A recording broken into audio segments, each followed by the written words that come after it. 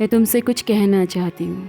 सच कहूँ तो तुम्हें बताना ही चाहती हूँ कि देखो, रिश्ते निभाने की कोशिश करने वाले लोगों के रिश्ते आज भी टिक रहे हैं। हर रिश्ते में उलझन है। तुम्हारे जाने के बाद आसपास के लोगों को देख रही हूँ तो समझ आ रहा है कि हर रिश्ते में उलझन है।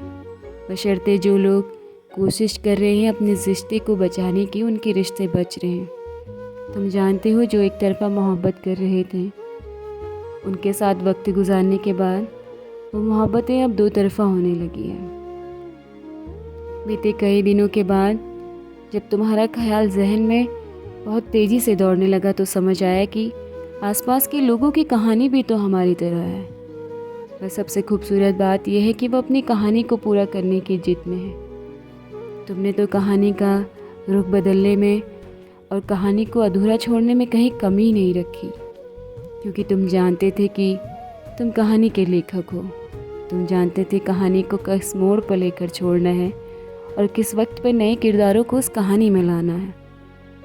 मैं तुमसे बस इतना ही कहना चाहती हूँ कि तुम अपनी कहानी पूरी करो। तुम्हारी कहानी के किरदार तुम्हारी तरह खूबसूरत हो। तुम्हें नए लोगों के बीच में रहने की आदत है।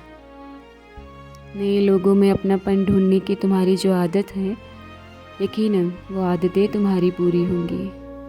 मैं सिर्फ तुमसे इतना कहना चाहती हूँ कि अपनी कहानी में किसी अगले किरदार की कहानी को अधूरा मत रखना। जो तुम हो, तुम तक तुम्हारी आदतों को सिर्फ और सिर्फ तुम जानना। किसी और को अपनी आदत लगने के बाद उसे अधूरा रखने की कोशिश मत करना। तुम जानते हो ना कि हर इंसान एक जैसा नहीं होता। वो नहीं समझ पाता है कि कहानियों को पूरा करने के लिए दो तरफ़ा लोगों में एक तरफ़ा इंसान कितना घुटता है।